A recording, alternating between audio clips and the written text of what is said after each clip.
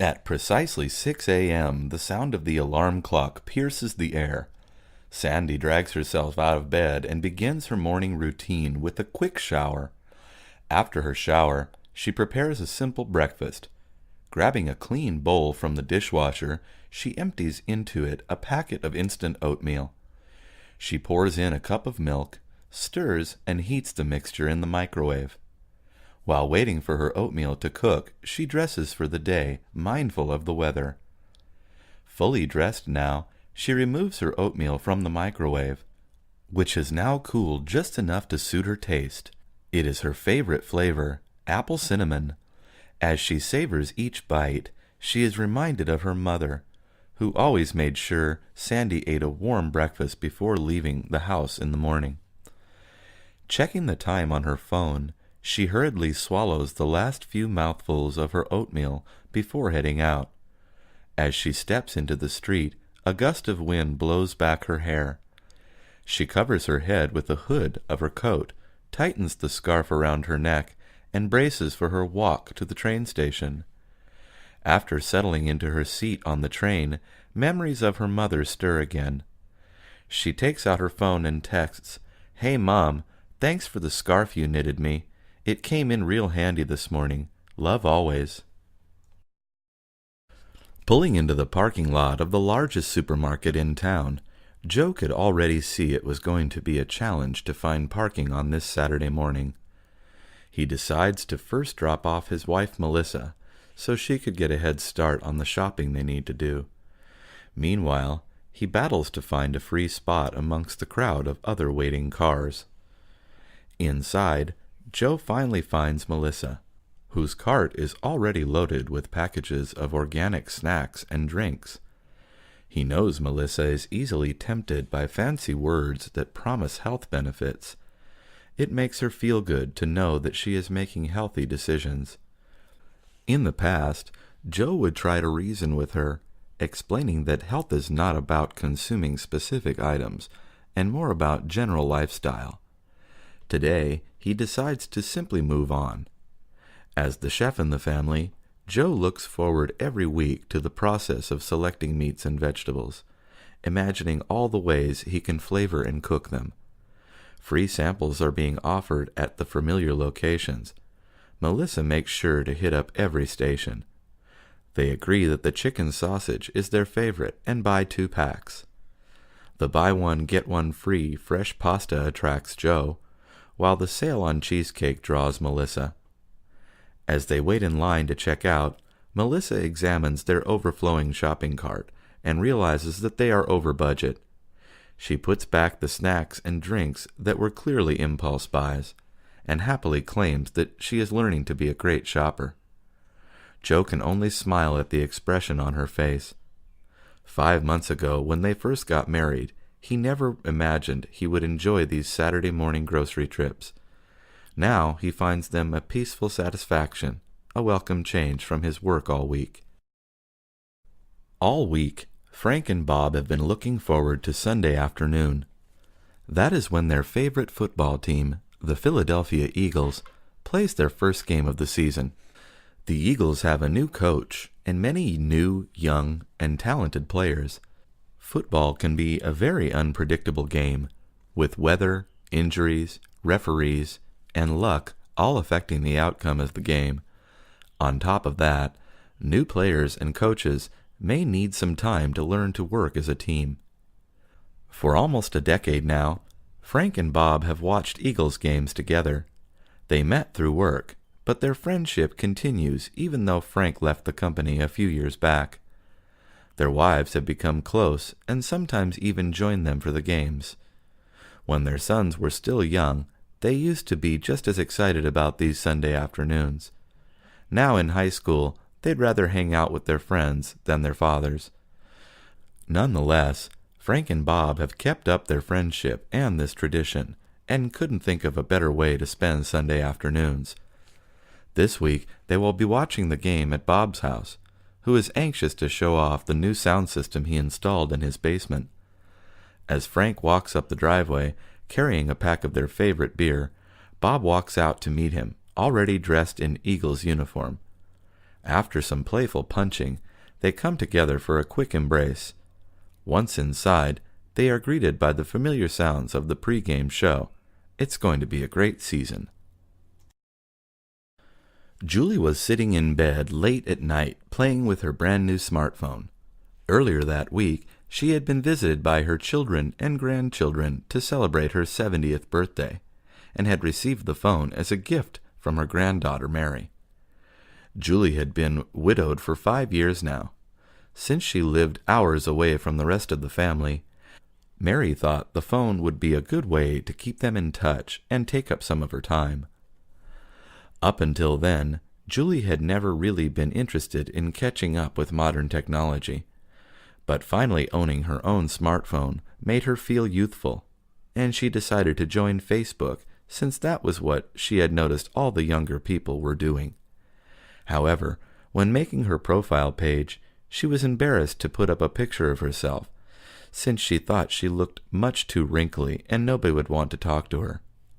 To remedy this, she downloaded a picture of a beautiful 20-something-year-old from Google, posted it under her name, and went to sleep. The next morning, Julie woke up and enthusiastically logged into Facebook in hopes that she would have 1 or 2 new friends. She could not believe her eyes. Her inbox was full of friend requests from dozens and dozens of young, handsome men that were complimenting her beauty and wanted to know all about her.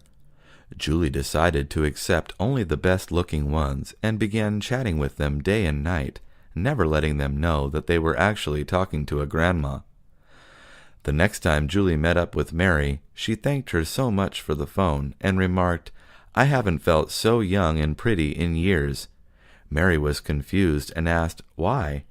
Julie just gave a mischievous smile and changed the topic. Jennifer loved going out to bowl every Tuesday night. She always liked bowling, but had never joined a bowling league until her friend Paul told her about a new league one day. The 2 friends enjoyed going to Lucky Lanes on weekends, but had to wait for the league games to finish before they could bowl. It did not bother them since they knew what time the league games were over. Paul talked to the manager of Lucky Lanes one day and discovered that a new league was forming soon. "That's great," said Paul. "I'm going to ask Jennifer if she wants to join too," added Paul. When Jennifer heard the news, she wasn't as excited as Paul thought she would be. "What's wrong, Jen?" asked Paul. "I just don't know if I'm good enough to play in a league," answered Jennifer. "Don't you have to be a good bowler to bowl in a league?" Paul thought about it for a while before going back to the manager to ask if the new league was for good bowlers or anyone could join. The manager told him that this new league was for beginners and added that Paul and Jennifer would be some of the best players in the new league. Paul was very excited once again.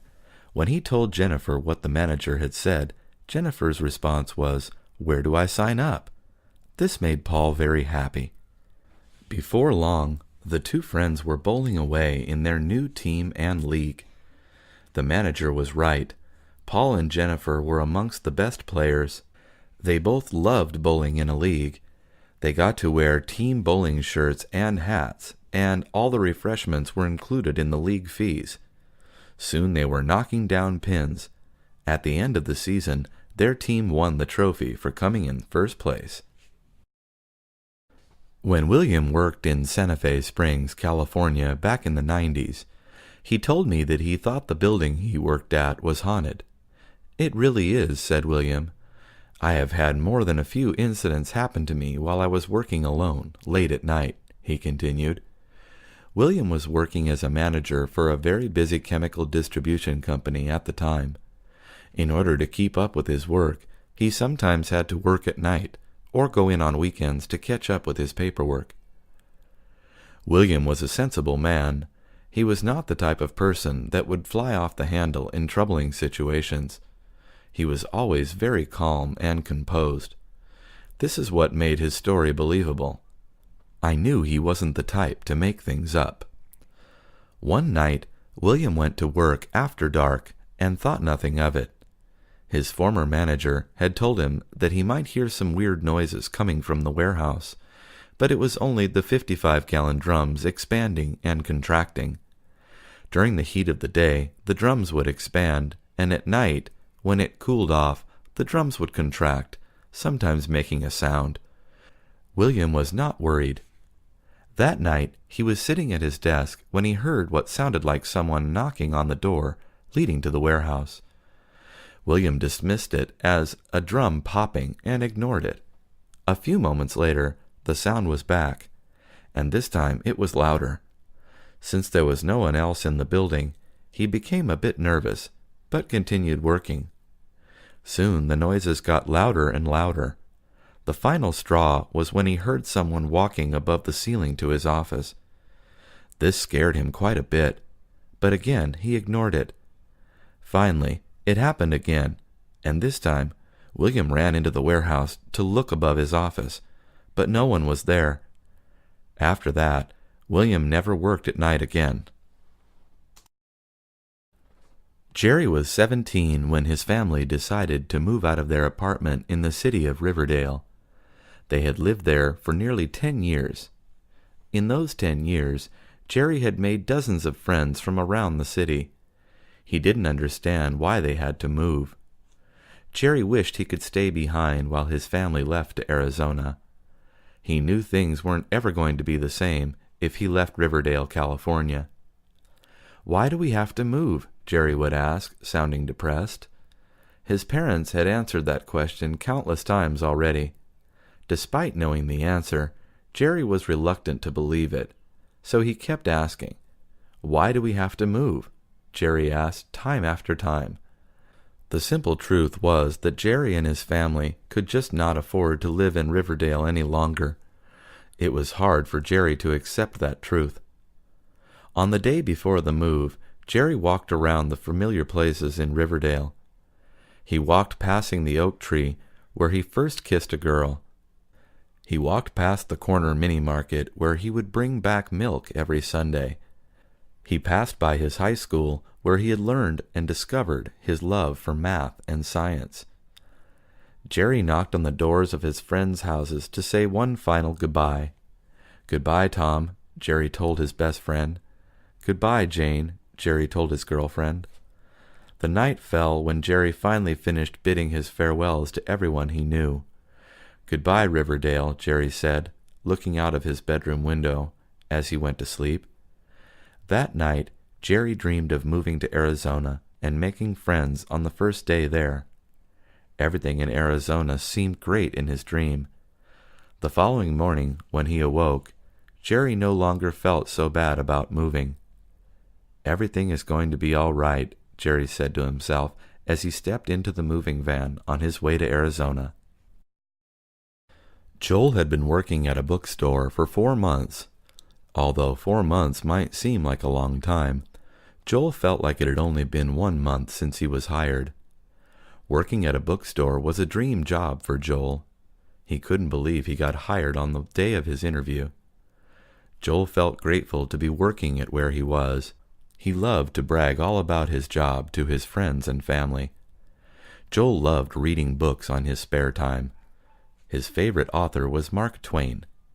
Joel's most beloved book of his was The Adventures of Huckleberry Finn.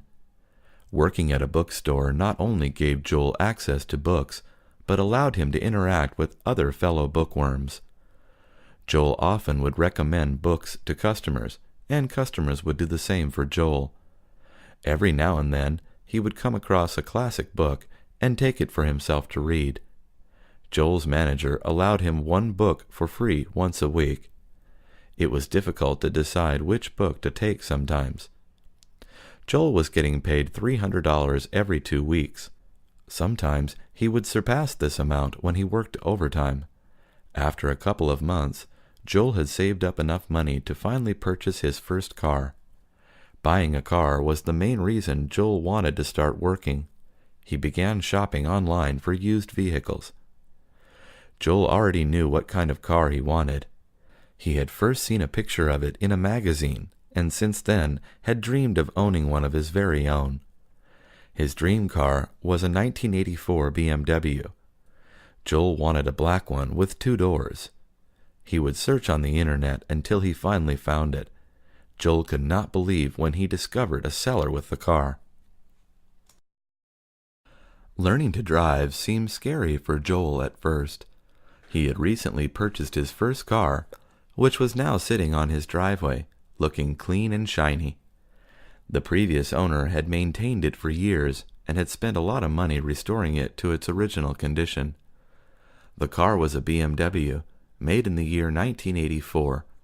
It was black and had only 2 doors. The interior was also black and had leather seating. The vehicle looked practically new to Joel, despite it being older than the new owner of it. Joel was eager to start driving his new car. At 21, Joel had felt the need to be driving already. He was attending college in the city of Los Angeles, working at a bookstore in the city of Montebello, and living in the city of Bell. Having a car would make traveling much more convenient. Joel had been getting around by means of public transportation.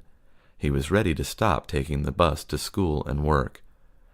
The first thing Joel had to do was go to the DMV to register the car under his name. After that, he took a driving manual book from the DMV to study for the written test. Passing the test was the only way to get a driving permit. Joel studied for a few days and passed his test. With the permit in hand, Joel next had to find someone to teach him how to drive. Joel already knew who to ask for driving lessons. "If I'm going to teach you how to drive, you're going to have to commit 100%. Do you understand?" Joel's uncle asked him. "Yes, sir," responded Joel. After a month full of trial and error, Joel finally learned how to drive his car. Although it was scary at first, driving eventually became easy enough for Joel. "Do you believe in ghosts?" Alvin asked his brother Levi one night as they were lying down in bed around 11 at night. "I don't think so," Levi replied. Alvin and Levi shared a room together. "Why not?" asked Alvin. "I have never seen one," Levi said. Alvin was 12 years old, and Levi was 18. "I think I saw one, Levi," Alvin told his brother, sounding frightened. "Go to sleep, Alvin," Levi told his brother as he turned around in his bed to face the closet. "There's no such thing as ghosts," Levi said. Alvin and Levi were lying on separate beds. Levi had fallen asleep half an hour ago, but Alvin was still awake. He was having a hard time trying to go to sleep. A sound was keeping him awake. It sounded like someone was walking out in the hallway, right outside of his bedroom door. It was completely dark. Alvin was curious to find out who was sauntering out in the hallway. 15 minutes had passed and the creaking hadn't stopped. Alvin slowly rose from his bed. He moved towards his door, taking one step every 2 seconds. He finally reached his door. He put his hand on the doorknob and gradually began to turn it. The walking had not ceased. "Alvin, what are you doing?" Levi said right before Alvin could open the door. "I think there's a ghost in the hallway," Alvin replied. Levi rose to his feet and went to the door. "I'll go with you," Levi said. The two opened the door and popped their heads out the door to take a look. "You see, it was nothing," Levi said. Alvin and Levi went back to bed. Levi again fell asleep before Alvin. Alvin could not go to sleep. There was something walking in the hallway. Bobby loved to eat. He ate hamburgers, French fries, hot dogs, pizza, donuts, and ice cream, just to name a few. No matter how much Bobby ate, he never got a stomachache. It was no surprise that Bobby weighs 250 pounds. It might be surprising to know that Bobby is only 15 years old. Bobby didn't care that he was big. He was content with how he looked and loved eating as much as he could. Bobby liked to tell jokes to his friends. "Knock, knock," Bobby would say. "Who's there?" friends would ask. "Gorilla," Bobby replied. "Gorilla who?" they'd ask back. "Gorilla me a hamburger," Bobby replied, delivering the punchline. The joke was in how the word gorilla sounded like grill. Bobby's joke always left people in stitches. Even though Bobby was popular and friendly, he was still teased by some kids in school. Fat Boy Bobby was the nickname the mean kids gave to Bobby. Whenever Bobby heard the nickname, he would reply with a gusto, "Sticks and stones may break my bones, but words can never hurt me." The bullies would funnily reply, "I bet you would eat those sticks and stones, Fat Boy Bobby," and scurry off running. Bobby did not let idiotic name-calling bother him. He had more important things to think about, like what he was going to eat for dinner. Bobby knew that one day he would have to lose weight if he wished to live a longer life. Until that day came, Bobby would continue eating what he wanted and as much as he wanted. Jenny is a 5th grader. She is considered one of the most popular girls in her class. She is very pretty, but that is not why she is considered popular. She is popular because she is known to be among the brightest in her class.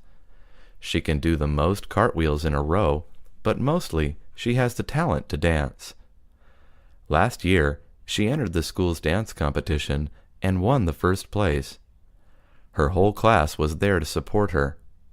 Since that day, she has been the class attraction. This year, the school is holding another dance competition, but there has been a change in this year's competition. The competition has to be done in pairs. Jenny's class was looking up to her with high expectations of her winning again this year. On the other hand, Jenny was unsure of this year's outcome. She wanted to enter the competition, but she had never danced with a partner before. She decided to ask some of the boys in her class to enter with her. They all said no to her because they did not know how to dance. Jenny was becoming hesitant about joining. She finally decided to turn to one of her closest friends, Carl. Jenny and Carl had known each other since the 1st grade. Carl was reluctant to join at first because he also didn't know how to dance. Jenny insisted. He eventually agreed to join the competition. Jenny was happy and relieved. However, she was still worried because she knew her class was counting on her to win this year's competition. All she needed was some time to practice in order to increase her chances of winning. This time, it was going to be more of a challenge considering the fact that Carl was not a good dancer. The competition was in 2 months, and only time could predict her chances of winning. After selecting Carl as her partner, Jenny needed to start planning for the dance competition at her school. The competition started in 2 months. Jenny was aware that Carl was not a great dancer. She had to dedicate some time in helping him improve his skill. On the first few days of preparation, Jenny had planned out their dance routine with the help of her teacher. They were going to be dancing to Jailhouse Rock by Elvis Presley. Jenny and Carl spent the first 2 weeks memorizing their steps and cues to their dance.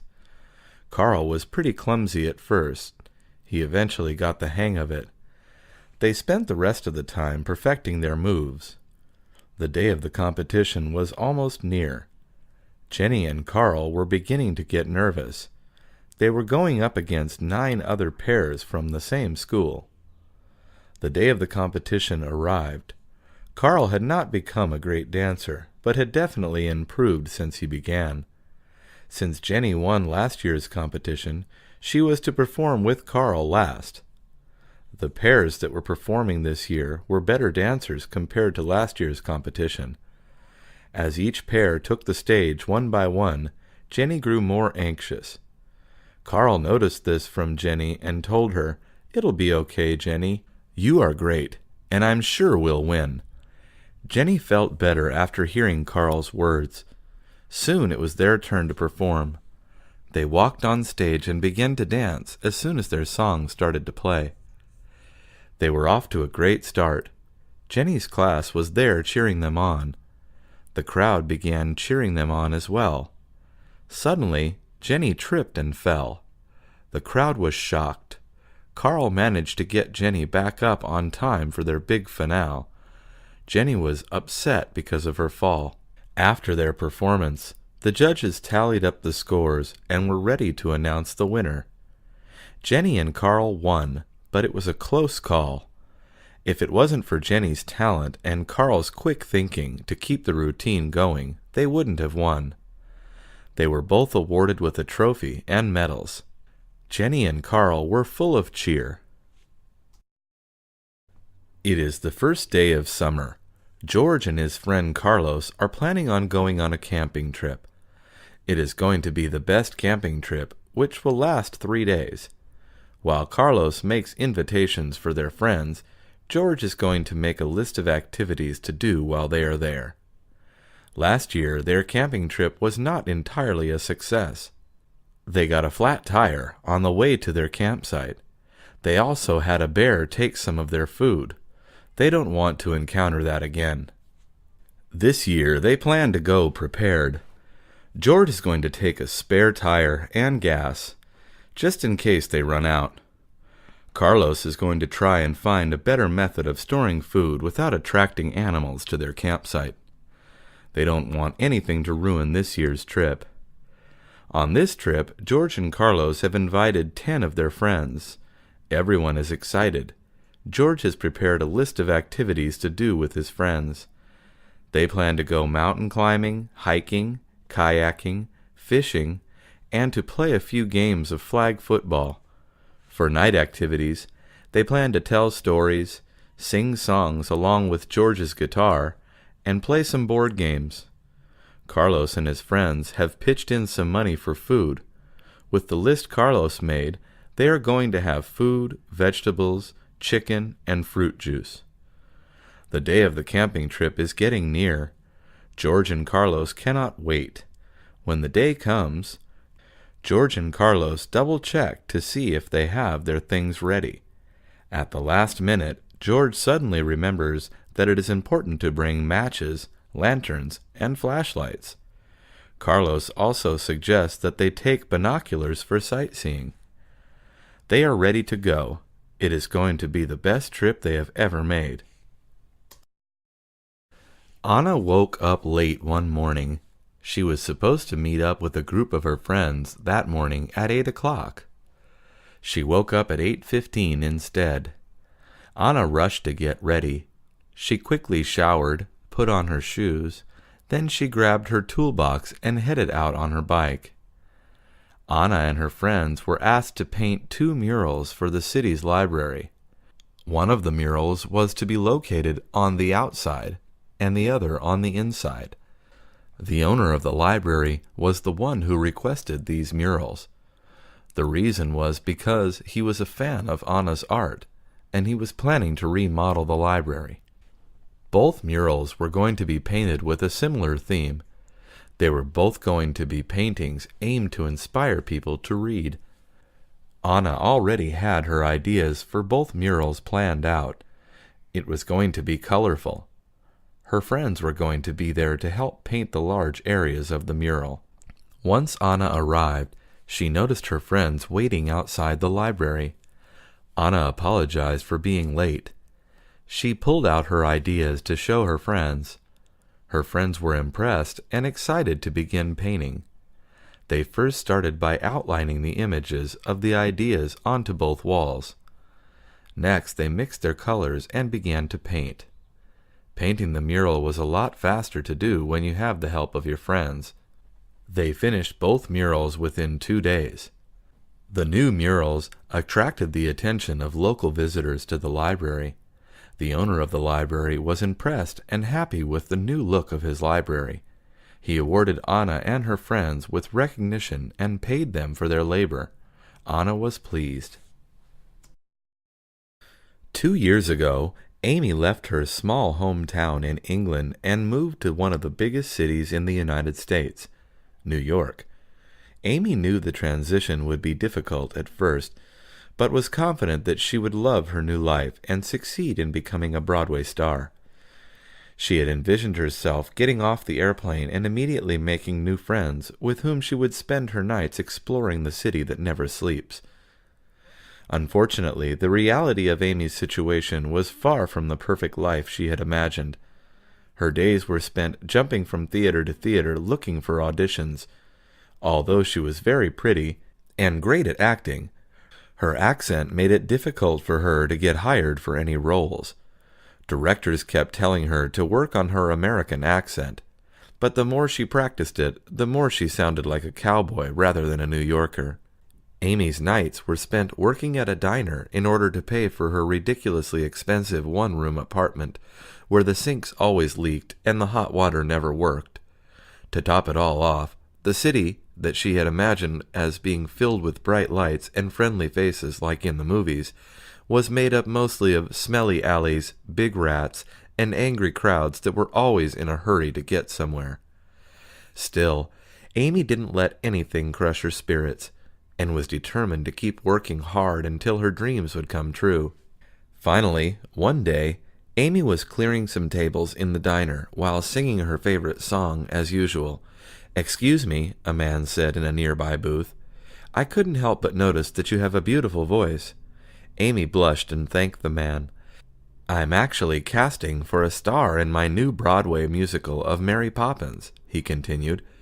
"How would you feel about acting?" Amy's heart raced with excitement just as Frank Sinatra's New York, New York began playing on the diner's jukebox. She was finally going to make it. John is a busy lawyer whose whole day revolves around two things: work and his two daughters. Balancing the two things often proves to be very difficult, so John spends most of his day in a rush to do everything he needs to do and get everywhere he needs to be. With such a hectic schedule, it is common to find John and his children in line at a McDonald's drive-thru, waiting for some burgers, fries, and shakes.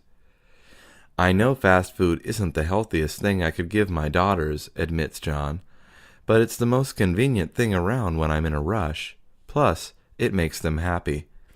Unfortunately, this attitude towards the unhealthiness of fast food is one that so many parents in the U.S. hold, and it is easy to understand why. Nowadays, nearly every single city in America is equipped with its own McDonald's. In Los Angeles alone, it can sometimes feel like there is one on every other corner when you're driving around. As if this didn't already make it hard enough for parents to avoid, McDonald's targets their famous Happy Meals to children so that every time they drive by the giant golden arches, children demand to go inside to get a new toy with their meal. Although it may be very hard for parents to have healthier meal options for their children, doing so is a necessity that this country can no longer ignore. Constantly consuming fast food is becoming a norm in American society and is resulting in millions of people suffering from obesity and diabetes for the rest of their lives. Instead of teaching children that it is okay to give in to the temptation of a quick, greasy meal, parents should get their children into the habit of healthy eating everywhere they go. In the end, children will be more thankful for living long, healthy, and happy lives than for getting a cheap toy in a cardboard box. David and Melissa had been a happily married couple for 6 years. They lived a comfortably modest life in a small apartment and had been saving up for years in preparation for the next giant step in their life, a baby. However, after repeatedly trying to get pregnant for a whole year, they consulted a doctor and received devastating news. Melissa would be unable to conceive a child for the rest of her life. The bad news struck Melissa terribly hard. Seeing his wife in such a distraught and depressed state broke David's heart. "Don't worry," he told her. "I'm going to make you the happiest woman in the planet, even if it's just the two of us." He then went to the bank, took out all their savings that had been held for the baby, and set out to do whatever he could to cheer his wife up. Since they no longer had to be careful with how much money they spent, David began splurging on everything he could think of. First, he took Melissa shopping for the finest and most beautiful clothes she could dream of.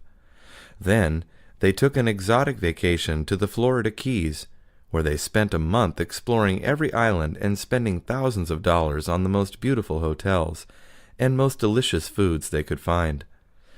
When they finally returned home, Melissa said, "Oh, David, everything is perfect. I'm actually glad we don't have a child."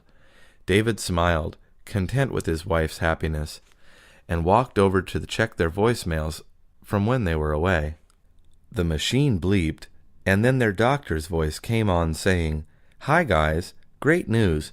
There was a mistake in the test results. You are actually 6 weeks pregnant. It's triplets." Andrea's big day was finally here.